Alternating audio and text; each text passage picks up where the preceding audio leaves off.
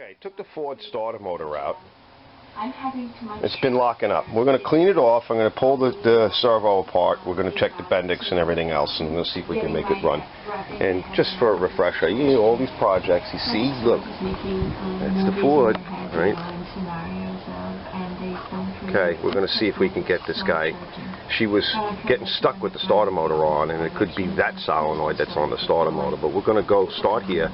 We're going to work my way backwards. We're going to check everything. He's got issues in the steering column. He's got somebody touched the steering column and it doesn't shift right. It doesn't do. Yeah. Yes. Okay. Old truck, but this is what I love to do. And what's better than to get paid to do these things? So, and to enjoy yourself. So let's just clean this thing up. Let's take it apart. Let's see. We're going to see. Let's see if we can get this thing started. It did all kinds of work to it. Top end and what have you, just, you know, tune up stuff, straightening out hoses, modifying a carburetor. We got to get it to crank over and not have it be stuck cranking, and it's stuck in gear, which is even more dangerous, and you got to move it by hand. So let's do this, and we'll do a startup hopefully later on. Nothing like a dirty starter. See, the whole thing is just an absolute mess. It's pretty naggy. We're gonna take this apart. Look at how nasty that all is. We're gonna get this cleaned up. Brushes look like they're okay. There's life left in them. Okay. I'm gonna figure out how I'm gonna put that back together again. But I'm gonna see if I can just clean it without taking everything apart. The Bendix. This is pretty nasty. I'm going to try flushing it and blowing it without... I don't want to disrupt the brushes, but you can see, you know, the bearings are all nasty. Let's get this flushed out, cleaned out. If I have to take the whole thing apart, fine. But we can do it without it. We'll check all of this. It looks okay. I think it's just filthy. You can see there's a lot of buildup in there. Alright? There's scoring on this, and that's not good. So it might need another starter, but...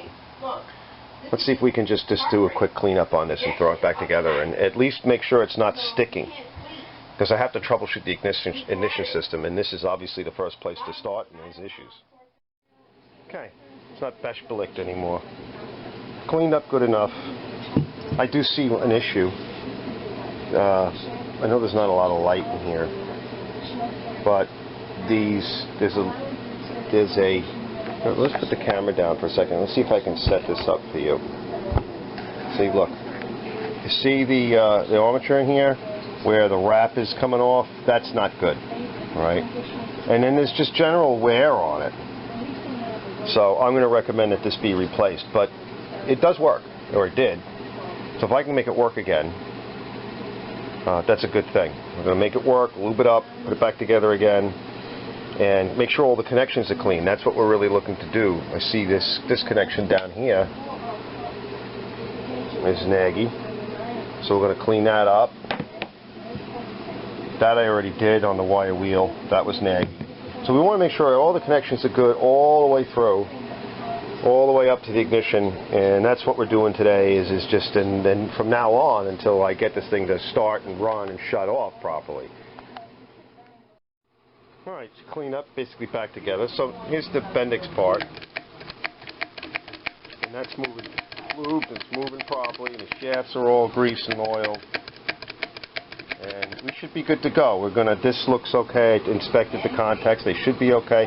We'll put the cover back on, we're going to clean that end of that wire, and we're going to go back out there and we'll marshal it up underneath and get it in place, and we'll go to the next step.